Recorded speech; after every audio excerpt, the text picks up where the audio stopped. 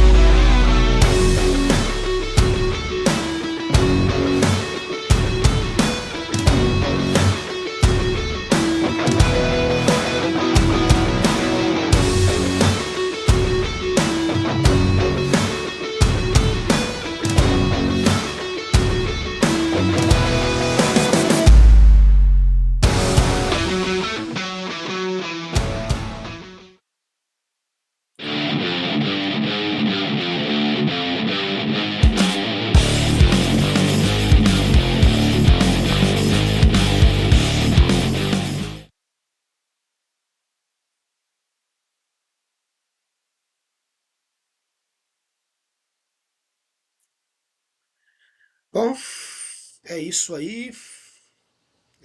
Primeiramente, a gente vai falar aqui bastante sobre a partida de ontem, né?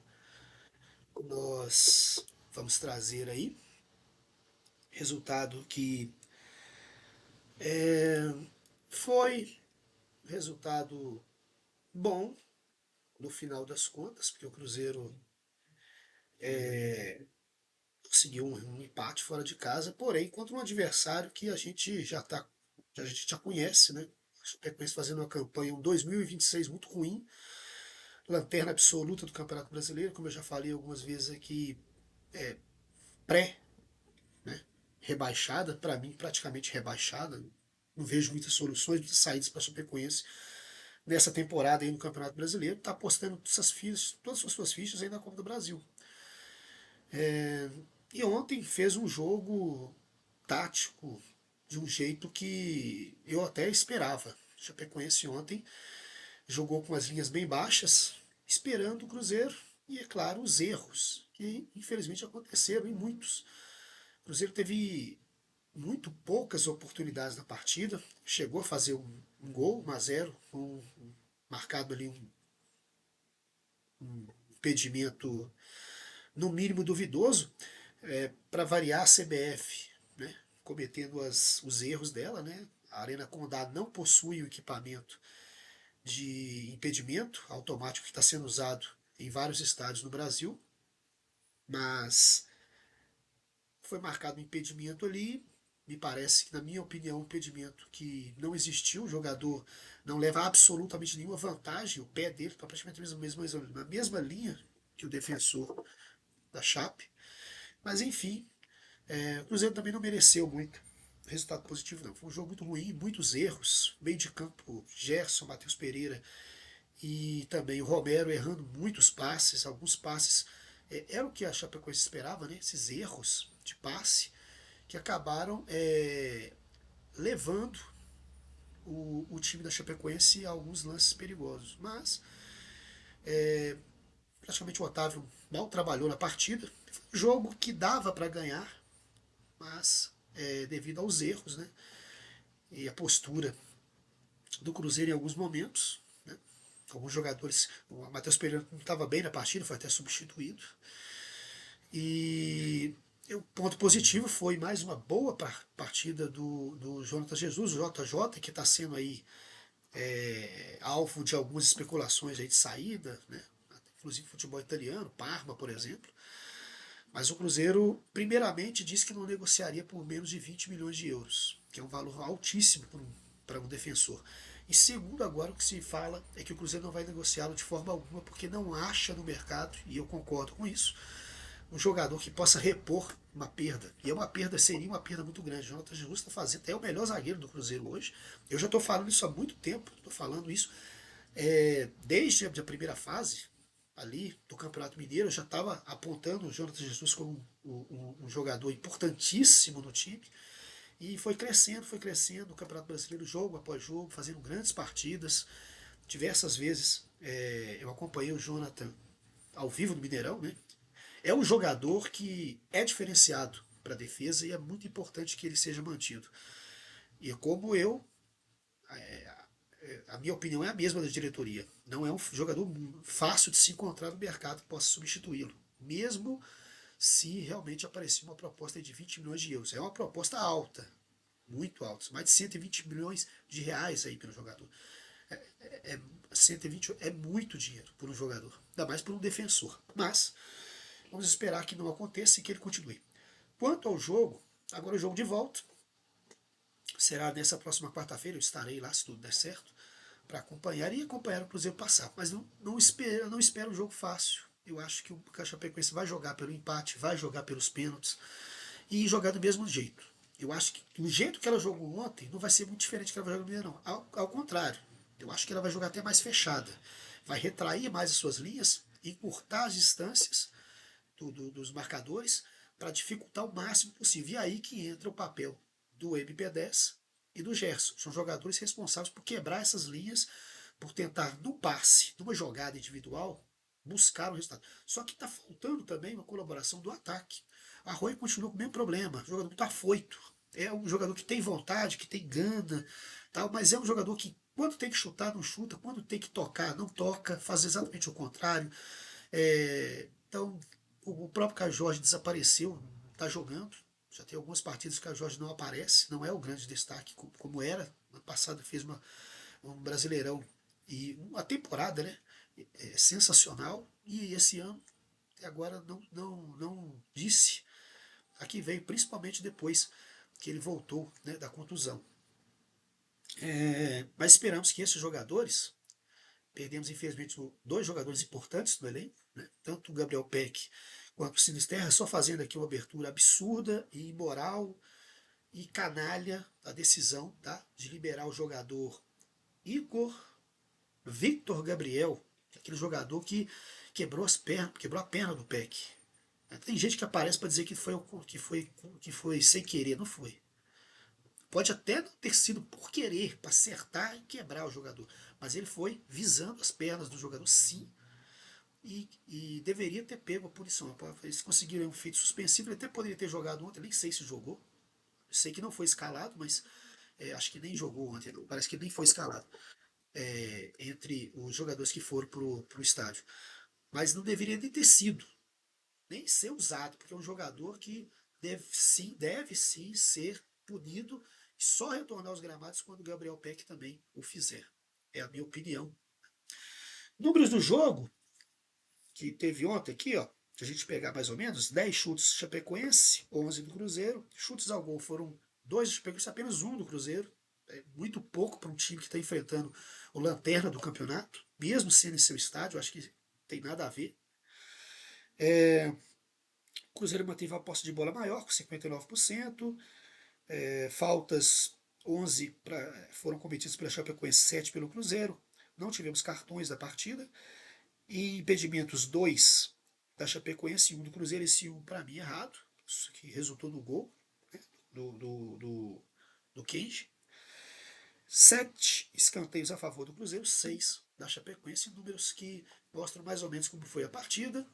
Foi uma partida muito ruim, jogo muito difícil de assistir, não gostei do que eu vi, mas esperamos que quarta-feira toda essa má partida que foi desempenhada ontem, foi mostrada pelos jogadores, seja um combustível para que na quarta-feira eles mostrem um futebol bem superior e se jogar o que sabe, mesmo com o Chapecoense vindo fechada, e é o que eu acredito que ela vai fazer, o Cruzeiro tem todas as condições de sair do Mineirão com um resultado positivo, garantindo sua classificação.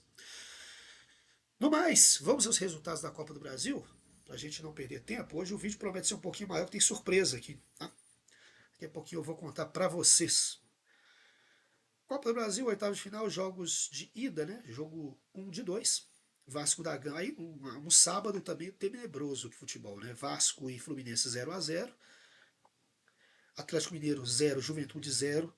Santos 0, Remo 0. Depois tivemos no domingo mais 4 partidas ontem, né?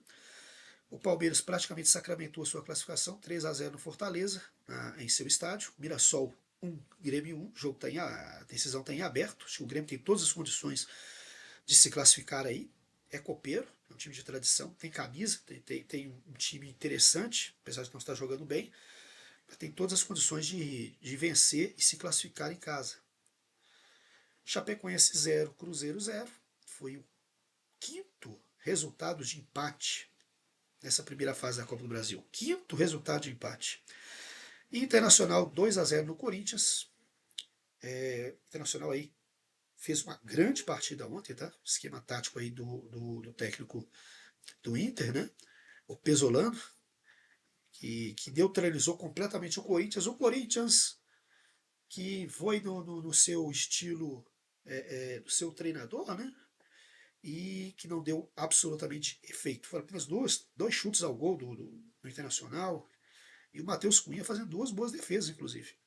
A rodada fecha hoje, segunda, às 21 horas, com o Atlético Paranaense rubro-negros. Atlético Paranaense recebendo vitória em seus domínios. Então, essa é a rodada, tá bom? E aí nós teremos, agora no meio de semana, os jogos para definir o Cruzeiro, como eu disse, na quarta-feira. Vamos falar sobre essa rodada no próximo vídeo, tá bom? Mais detalhadamente. Quarta-feira, não percam, vai ser muito legal. Finalizando aqui toda essa situação, eu vou deixar por último a surpresa, ou eu falo agora? Porque tem dois momentos importantes aqui, três momentos ainda. Ontem ele não se foi bem, ele não jogou bem, mas o que é importante, eu fiz um vídeo também, um trecho de um vídeo sobre ele, assim como eu fiz com o treinador, o nosso treinador, né, Arthur Jorge. Mas eu fiz um trecho uma vez falando sobre o quanto é importante esse cara no Cruzeiro. Antes disso, uma pesquisa, sabe uma pesquisa? Eu deixo a pesquisa para depois. A pesquisa da Datafolha que, que revelou algo que eu já sabia, né? Acho que todo mundo já sabia sobre essa pesquisa que foi realizada. Deixa eu encontrar ela aqui. Essa coisa quando é ao vivo também é complicado, né? A pesquisa tá aí, ó. Essa pesquisa que a gente já tá careca de saber, né?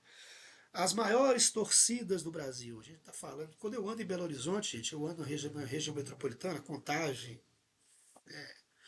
Birité, Brumadinho, Caeté, Betim. Quando a gente roda, região de Venda Nova, né? A gente sabe, a gente vê claramente que a torcida do Cruzeiro é muito maior. Não só em Belo Horizonte, Minas Gerais, sendo em Minas Gerais, então, bate assim, de muito qualquer outra torcida. E a torcida do Cruzeiro vem crescendo, crescendo, crescendo. Já são mais de 14 milhões de torcedores, segundo a própria pesquisa do Datafolha. Tem que dar aqui o crédito, eu não coloquei aqui na tela, me perdoe, mas o crédito é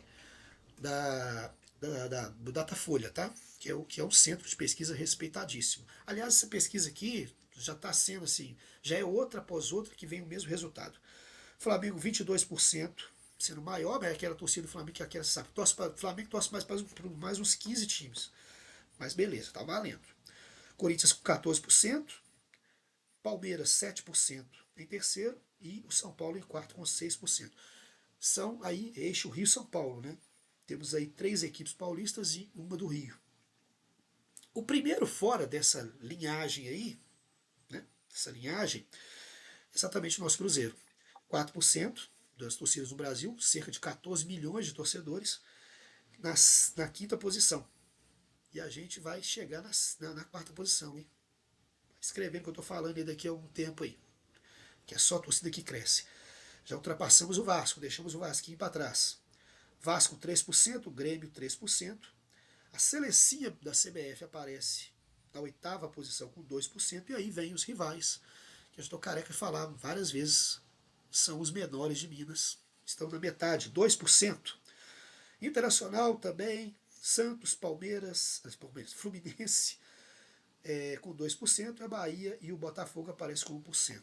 Ainda querem culpar. Quando a gente vai jogar no Rio de Janeiro, quando a gente joga com o Botafogo, a torcida do Botafogo ainda quer inventar que tem condições. Não tem não, gente. Vai sonhando.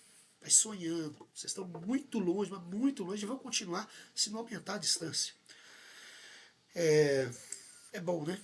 Porque é a realidade tem que ser dita. Né? Tem que ser dita. Eu ando, como eu já disse, por essas cidades todas aí, eu vejo. A discrepância é muito grande. E só estão perdendo, né? Porque do jeito que a coisa vai. Mas agora, eu vou para surpresa, eu vou para homenagem. Vou fazer duas homenagens importantes no programa de hoje, que é rápido. Eu estou tentando fazer mais rápido, mas acho que vai demorar mais um pouco. Porque são duas homenagens que eu creio que sejam muito importantes. Muito importantes, porque são jogadores muito importantes pro Cruzeiro. Primeiramente, e depois pro futebol mundial. Pro futebol mundial. Primeiro, é um cara assim que está já há muito tempo, mudou a cara do time do Cruzeiro. Ele veio do futebol árabe em uma situação difícil, né, passando por um momento muito complicado da vida pessoal dele, até em depressão. E ver esse cara desse sorrisão aí, ele chega no Cruzeiro, ele é um torcedor do Cruzeiro, ele saiu daqui como torcedor do Cruzeiro. A gente vê isso no campo, a luta, a garra, a vontade. Ontem não fez uma boa partida, acontece, porque cada dia uma história. A gente também é assim, nós somos seres humanos. Hoje eu posso estar bem, amanhã eu posso estar melhor, e assim vai, sucessivamente. É a vida. Ontem não estava com a cabeça muito boa, talvez, não jogou uma boa partida, fez uma grande partida, como a gente está acostumado a ver, mas ele é um cara decisivo no Cruzeiro. Ele é um cara que muda a história do jogo. Ele fez isso contra o Curitiba, ele fez diversas outras vezes. É o nosso MP10, é o nosso camisa 10, e nós temos realmente um camisa 10. Esse cara, assim como nós tivemos aqui Montijo, como nós tivemos Alex, como nós tivemos Marco Antônio Boiadeiro, como nós tivemos Thiago Neves, como nós tivemos também tanta gente, né? Arrascaeta, esses até nem jogavam com a 10, né? Mas eram os armadores, meias armadores, Everton Ribeiro. Nós temos hoje o Matheus Pereira, que é um jogador que muda muito o conceito de futebol do Cruzeiro. Muito, muito. Ele é o jogador diferenciado, ele é o melhor, não só o melhor camisa 10 do futebol brasileiro atualmente, como o melhor jogador do futebol brasileiro atualmente. E isso para mim é indiscutível. Então ver esse cara desse jeito aí, com esse sorrisão aí, é bacana demais, porque é uma virada de página na vida de um ser humano, de um homem, que hoje é um homem de família, tá aí com uma criança pequena. A gente deseja só coisas boas, porque quanto o Matheus Pereira estiver bem, o Cruzeiro vai estar bem. Porque a gente o Samuel Venâncio fez até uma brincadeira, né? Que o Pedrinho queria fazer um contrato vitalício para ele, e ele na hora falou: eu assino agora, vou assinar. Mas, claro, brincadeiras à parte, é um jogador que é muito importante no elenco do Cruzeiro. E eu tenho que exaltar esse cara sim. Falando dele, alguns números que chamam a atenção e que são importantes para a gente entender como esse cara é importante na história do Cruzeiro. Veja só o desempenho dele, desempenho geral aí, ó. 126 partidas com 113 no Cruzeiro, né? Como titular. Ontem fez mais uma partida, deve ser 127 partidas, 114 como titular. Gols marcados até agora, 19. Assistências, 26. Os passes mágicos desse cara. Estatísticas de destaque. Passes decisivos, 272 no total. Média superior a 2 por jogo. Grandes chances criadas, 36. Recuperação de bola, 410. Média de 3,3. Ele sendo um camisa 10. Jogador mais de armação. Destaque recente, o camisa 10 vive uma fase altamente artilheira. Ele anotou o gol do triunfo no 1 a 0 sobre o Curitiba, né? no atual momento da temporada. Ele caminha para superar seu recorde pessoal de gols em um mesmo ano. O recorde de gols dele, né? Tá aí em destaque para todo mundo ver, né? É, em uma única temporada, na carreira, 12 gols. Marca alcançada na temporada de 2020 e 2021 pelo equipe que ele jogava, né? O West Brom, em 34 partidas. Bacana, né? Pois é. Matheus Pereira, destaque nos torneios continentais. Copa Libertadores 2026, o Meia fez uma campanha de protagonismo absoluto na fase de grupos da principal competição do continente. Ele anotou como titular em todas as 6 partidas, terminando a fase inicial no top 3 de artilheiros do torneio com 4 gols marcados. A Copa Sul-Americana 2024-2025 2024 foi peça-chave na campanha do vice-campeonato celeste. Disputou 13 partidas, marcou 2 gols contra Aliança e União La Calera e distribuiu 2 assistências, marcou 2 gols na rápida passagem do clube em 2025. Foi nesse ano aí que nós tivemos aquela campanha, no ano passado, de pífia. Ali ele já pegou a bagunça toda, né? Em 2023, olha só, período de adaptação. O atleta sofreu com uma lesão no joelho, logo no início, mas retornou para ajudar a equipe na reta final do Campeonato Brasileiro. 2024, o ano de maior destaque do Camisa 10. Ele liderou a equipe até o final da Copa Sul-Americana e faturou os prêmios individuais de artilheiro principal e principal garçom do Estádio Mineirão. Em 2025 manteve a regularidade. Seguiu como o principal criador de jogadas da Raposa com 115 passes decisivos ao longo do ano. Muita coisa.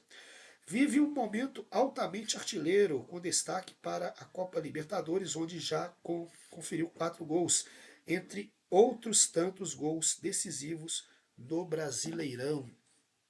Então, é, é, é, são os números indiscutíveis do melhor camisa 10 do futebol brasileiro. E quem acha que não é, tem todo o direito de não achar. Inclusive tem torcedores chatos do Cruzeiro que pegam ainda no pé, né? Sem esse cara, a gente não estaria nem perto de onde está.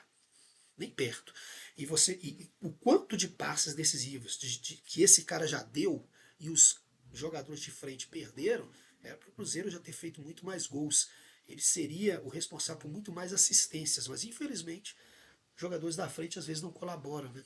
Perdem chances claras, que o cara colocou assim, diversos jogadores na cara do gol para marcar. Então, a gente aqui no canal só deseja realmente melhoras, sempre melhor, sempre assim, ó, bem, porque, eu repito, Matheus Pereira estando bem, o Cruzeiro também vai estar bem, né?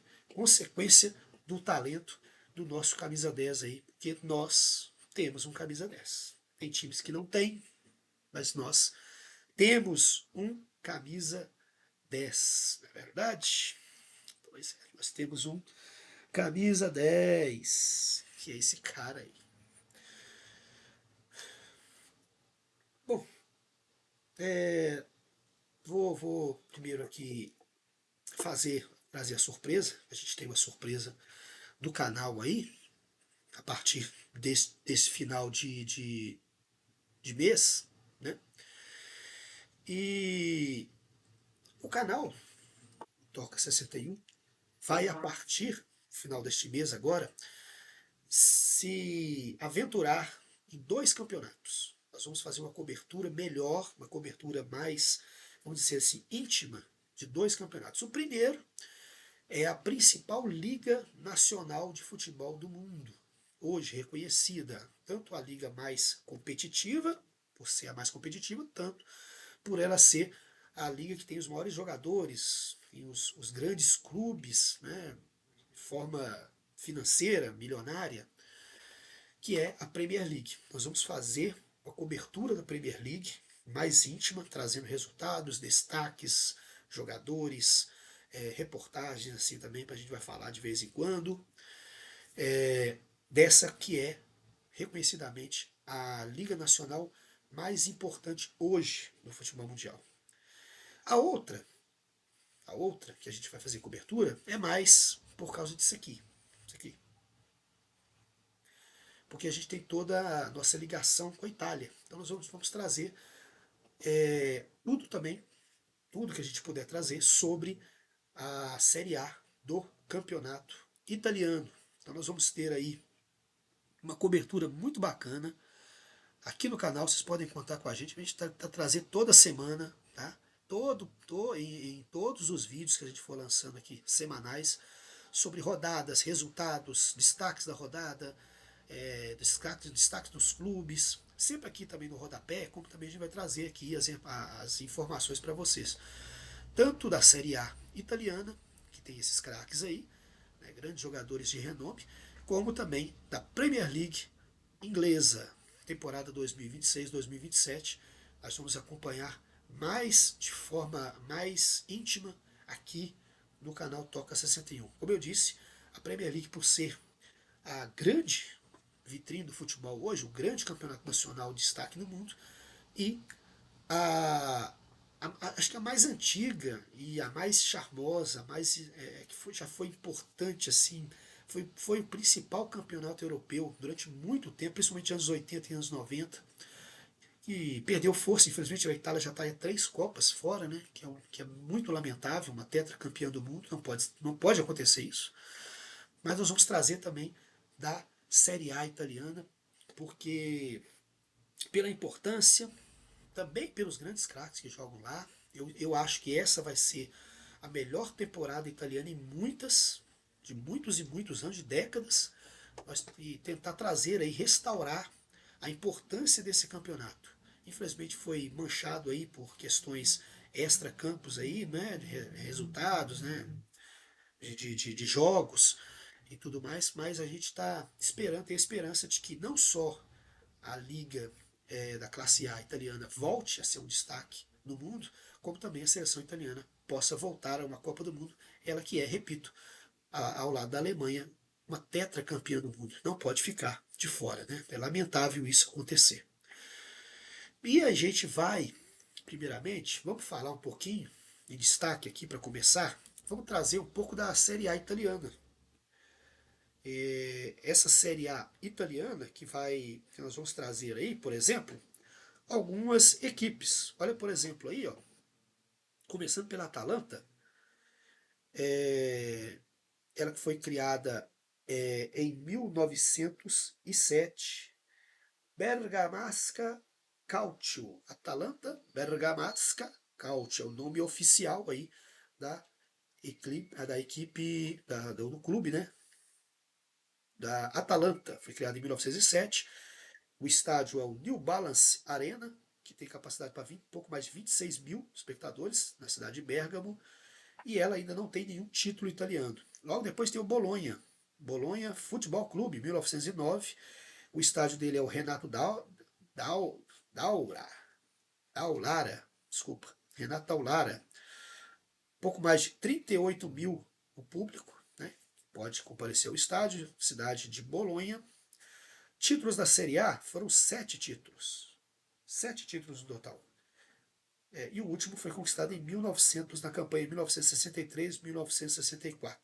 Portanto, aí é um clube que tem bastante títulos, né? Apesar de já ter um jejum aí longínquo. Cagliari, Calcio, 1921, data de fundação do Cagliari. Estádio Unipol Domus, 16.416 é o público, é a capacidade do estádio, melhor dizendo. Cidade de Cagliari, títulos da Série A, foi em 1900, da campanha 69-70. O Como, 1907, da cidade de Como. O seu estádio é o Giuseppe Signafa. Né? Senhora, difícil. Signaglia. O seu estádio tem uma capacidade de 13.602 e não tem nenhum título pela Série A. É onde o estágio vai jogar aí, foi o nosso querido Kaique. Nós vamos poder ver o Kaique aí também, né? Falar bastante dele aqui. Associazione Calcio Fiorentina, ou conhecida lá como Firenze, 1926, foi fundado. O estádio Artemio Franchi, pouco mais de 47 mil lugares na cidade de Florença. E a nossa querida Fiorentina possui 2 títulos. 1950, campanha de 55 56, campanha de 68 69. É aquela coisa, né? Metade de um ano, metade do outro. A partir de um tempo aí começou. Aí temos também uma novidade, o clube que está surgindo aí, subindo da Série B para a Série A. Surgindo aí o Frosinone Calcio, 1928. Esse clube mais novo aí, né? O seu estádio é o Benito Stirpe, com um pouco mais de 16 mil assentos. Cidade leva o mesmo nome, né? Frosinone. E ainda não tem nenhum título. É uma novidade. E estão falando muito bem desse time. Foi campeão, inclusive, da série, me parece, né? Da série B. Se eu não estiver enganado. É um time que chega aí e pode dar trabalho aí aos grandes. Temos também o Genoa. É o Cricket and Football Club, 1893. É um dos mais antigos clubes do futebol italiano. Você pode ver aí pelos títulos. Olha a quantidade de títulos. E uma curiosidade, né? Olha lá, 1898, 1899, 1900, 1902, 1903, 1904. Até aí, o campeonato italiano era do ano mesmo. Ele não era de uma temporada para outra, de um ano para outro. Ele ficava no mesmo ano. Depois passou a dividir, 2 anos, né? Então nós temos aí 5, 6, 7, 8, 9 títulos. 1914, 15, 22, 23, 23, 24. Então, história também tem o Genoa, um dos mais antigos clubes italianos. Aparece também aqui o Lecce, o Unione Esportiva Lecce, 1908, fundado em 1908. Seu estádio é o Villa del Mare, com capacidade de pouco mais de 31.500 espectadores. A cidade é de Lecce e não tem nenhum título também na Série A. Aí vamos para os dois gigantes. Associazione Calcio Milan, 1899, também um dos mais antigos clubes da Série A. Seu estádio é o Giuseppe Meazza, mais conhecido como San Siro, e tem uma capacidade gigante, né? O gigante do San Siro, mais de 80 mil lugares. A cidade de Milão, ou Milano, né? E o nosso querido Milan tem 19 títulos italianos. E frente a ele o seu grande rival de cidade, né? Ambos são de Milão. Futebol Clube Internazionale Milano. Que coisa, hein? É a famosa Internazionale, estádio Giuseppe Meazza, San Siro, é o mesmo, né? A cidade também de Milão, blá blá blá blá blá, e tem 21 títulos, detém aí 21 títulos na história, o queridíssimo Internazionale e o Milan. Aqui eu trouxe 10 equipes, no próximo vídeo eu vou trazer as outras 10, essas equipes aqui para vocês guardarem, são as equipes que vão disputar a Série A italiana nessa temporada 26 e 27 que a gente vai acompanhar aqui, bem bacana. Outro que a gente vai trabalhar a gente vai falar bastante também, é exatamente a nossa querida Premier League. E aí? E a Premier League? Bom, algumas coisinhas interessantes. A gente vai falar do West Ham um pouquinho depois, porque ele foi rebaixado, né? Clube muito importante. É a mais assistida e competitiva do planeta. Inicia-se no dia 21 de agosto, próximo, e encerra-se no dia 30 de maio do ano que vem. A organização priorizou a saúde dos atletas pós-Copa do Mundo FIFA, iniciando a temporada uma semana após seu tradicional início. Já devia ter iniciado, estava iniciando, sabe, semana que vem, né? Só vai iniciar na outra semana. Foram 89 dias entre o fim da última temporada, 33 dias de descanso após o final da Copa, 38 rodadas, a competição será em 38 rodadas, em 33 finais de semana e 5 rodadas no meio de semana. Foi feita também uma análise e um cuidado para que se evite conflitos com torneios da UEFA, mantendo um intervalo mínimo de 60 dias entre as partidas durante a maratona de jogos de Natal e Ano Novo. E, para quem não sabe, a segunda divisão lá da Inglaterra se chama Championship. Ela promove 3 equipes. As 2 primeiras sobem diretamente, enquanto os clubes entre o terceiro e o sexto lugar disputam playoffs. O campeão dos playoffs fica com a terceira vaga para o acesso. E aí nós temos como foi que aconteceu, né? Subiram 3 equipes. Pera aí, ó. É o Coventry City, que foi o campeão, o Ipswich Town, vice-campeão, e aí o Hull City, que foi o campeão dos playoffs. Ficou ali entre os terceiro e o sexto lugar, sendo o campeão dos playoffs. Desceram outros 3. Infelizmente, tem que acontecer, né? O Wolverhampton, que desceu apenas com 20 pontos, na 20ª posição, ficou sendo lanterna do campeonato. O Burnley ficou em 19º, né, com 22 pontos. E o West Ham, 18 pontos. Aqui teve um erro de escrita.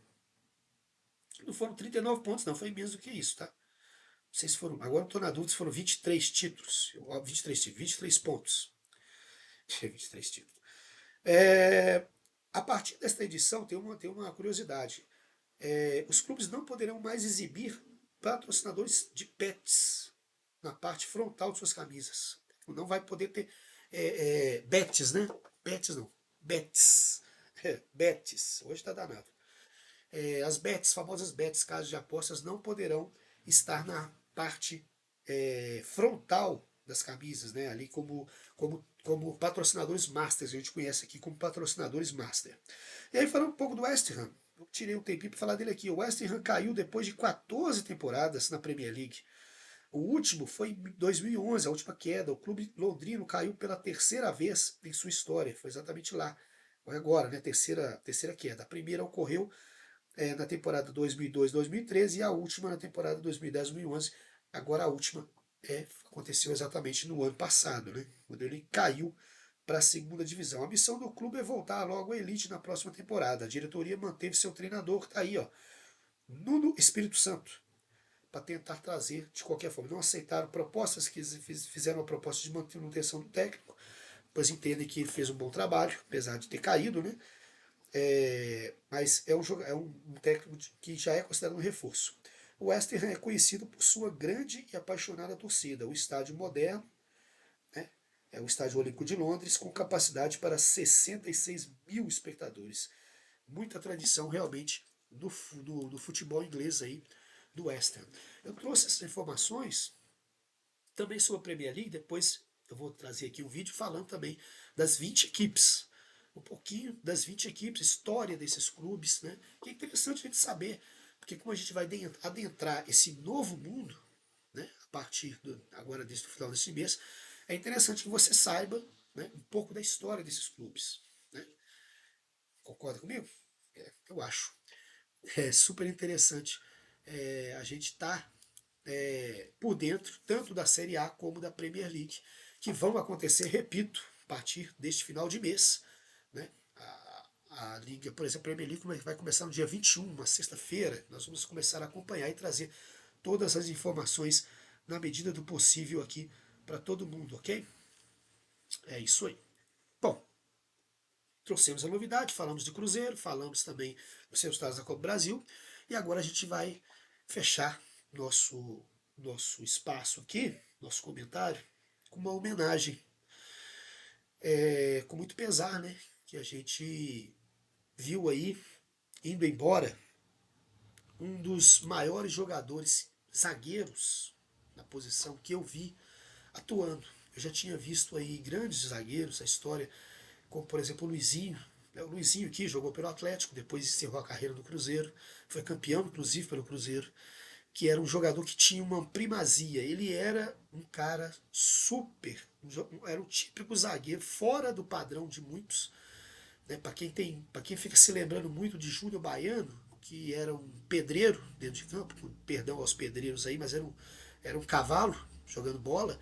Hoje ele não conseguiria jogar, porque hoje nós temos câmeras, nós temos todo um cuidado para que esse tipo de jogador horroroso, como o Júnior Baiano, não possam mais entrar no futebol. Né? Um jogador que poderia ter quebrado a perna de muitos jogadores aí. Verdadeiro idiota, ignorante, que não prestava. Ele poderia ser um ótimo pedreiro, mas jogador de futebol ele nunca poderia ter sido. Foi numa época em que, infelizmente, se valorizava esse tipo de coisa. E esse cara aqui, também que é dessa época, mas era um cara refinado. Era um cara que sabia jogar, assim como o Luizinho, assim como os zagueiros que nós vimos na seleção brasileira de 82, de 86, quando a classe, a elegância e a categoria eram valorizadas no futebol. Hoje nem tanto. Por isso nós não temos camisa 10, porque não se valoriza isso. Né? Você tem um monte de perna de pau aí, um monte de pé de rato aí jogando, vestindo uma camisa 10, ao contrário do nosso time que tem uma camisa 10, e que muita gente... A gente tem boas camisas 10 no Brasil, o Alan Patrick é um bom jogador, entre outros. Mas se perdeu muito, principalmente nas posições de defesa, nas posições defensivas. E o Baresi, ele é um cara... Franco Baresi morreu hoje aos 66 anos. Pra caramba. Eu coloquei o vídeo aqui errado, vou colocar daqui a pouquinho, porque esse vídeo aqui ele vai falar muito mais do que se eu ficar aqui meia hora falando. Esse vídeo aí de pouco menos de 2 minutos vai dizer muito mais do que foi o Franco Baresi. Desculpa aí, tá, gente? Soltou o vídeo aqui errado. Hoje eu não estou no meu dia, não. Mas o Baresi, ele foi importante, né, na história do futebol.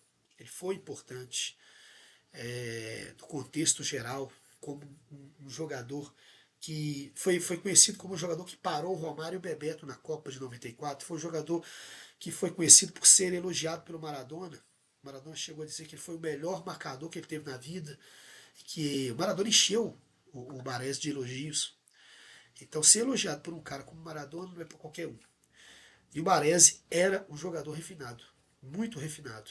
Foi para aquela decisão na Copa de 94 machucado, né? Mas ainda jogou e ainda extraiu toda a sua elegância, né? Como grande atleta que como grande zagueiro que foi, né? O grande Franco Baresi, que nos deixou aí. E vai deixar muitas saudades, porque foi um jogador extraordinário na sua posição. Categoria, elegância e fidelidade. Um jogador que só jogou no Milan. Né? Então existia essa fidelidade, né, de jogador para com o clube ao qual ele defendia. E o Baresi era marcado por isso. Né? Por essa posição, né, de que ele jogou apenas no Milan, defendeu, foi campeão aí, me parece que 6 vezes, campeão italiano pelo Milan, um jogador extraordinário, um jogador que a gente só tem elogios a dar. Vou colocar um vídeo, esse vídeo é um vídeo rapidinho, esse de 1 minuto e 40 e poucos, mas ele fala muito mais sobre esse jogador. Eu gostei demais do vídeo, com toda a licença que me é permitida. Foi um vídeo que ficou muito bem feito, tá rodando aí no TikTok, e eu trouxe para vocês aqui no canal, porque, bom, primeiro que eu achei sensacional o vídeo. Vamos ver então, para fala um pouco do que foi esse extraordinário Franco Baresi. Franco Baresi morreu hoje aos 66 anos. E o futebol perdeu um dos maiores zagueiros que já existiram. Vestiu a camisa do Milan por 20 temporadas seguidas. Foi capitão por 15 delas. Nunca defendeu outro clube na carreira inteira. 719 jogos com a mesma camisa, um recorde que dificilmente vai ser quebrado no futebol moderno. Entrou nas categorias de base do Milan em 1974, com apenas 14 anos. Estreou no time principal aos 17. Virou capitão aos 22, mesmo tendo um físico que muita gente considerava franzino demais para um zagueiro. Compensava isso com antecipação, leitura de jogo e uma liderança que poucos jogadores da história tiveram.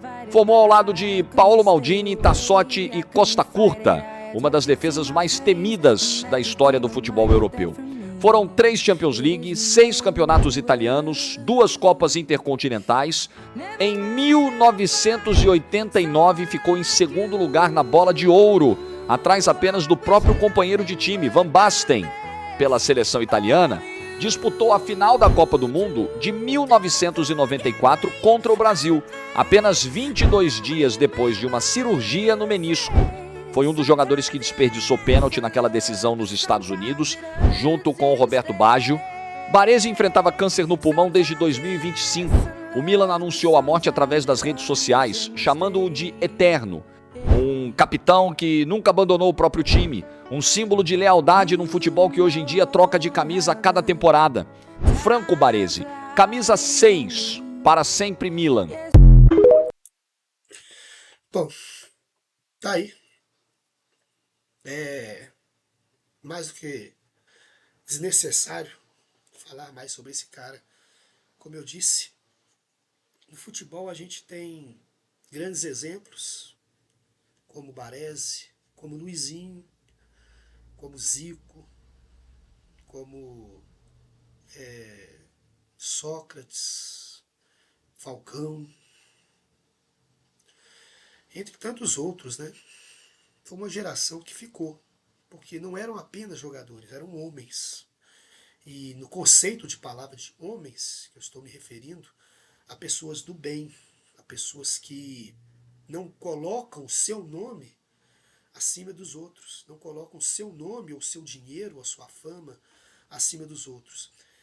E nós temos hoje péssimos ídolos, infelizmente até para as crianças, né? Infelizmente, porque as crianças são o nosso espelho.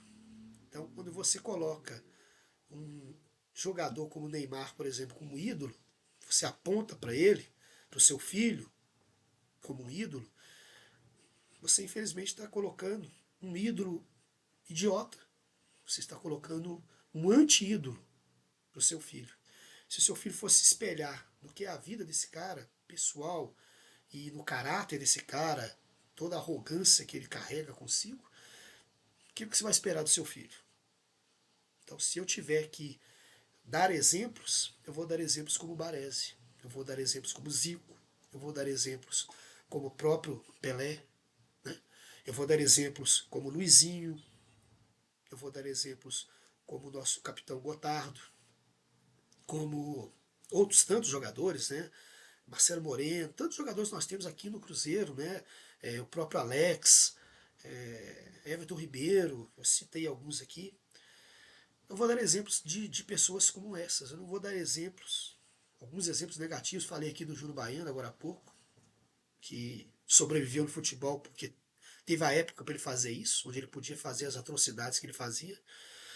Eu vou citar gente como essa, e são homens como esse, como Franco Baresi, que se machucaram, como Zico teve sua carreira encerrada, Pelé e tantos outros, e imbecis que se utilizavam exatamente do erro, né, de não haver uma fiscalização e uma lei mais severa para se punir jogadores que entram em campo a machucar outros. Por isso que eu lamento tanto o que aconteceu, né, no caso do jogador do Inter, né, que recebeu esse prêmio aí pela sua crueldade. Vou encerrando por aqui, o vídeo está muito longo, vamos ver se entra no YouTube, mas acho que vai dar. E a gente se vê no próximo vídeo então, tá bom, galera? Muito obrigado mais uma vez. Se gostou do vídeo, dê um like aí, dê uma força pro canal, e a gente se vê no próximo vídeo. Hasta la vista, baby.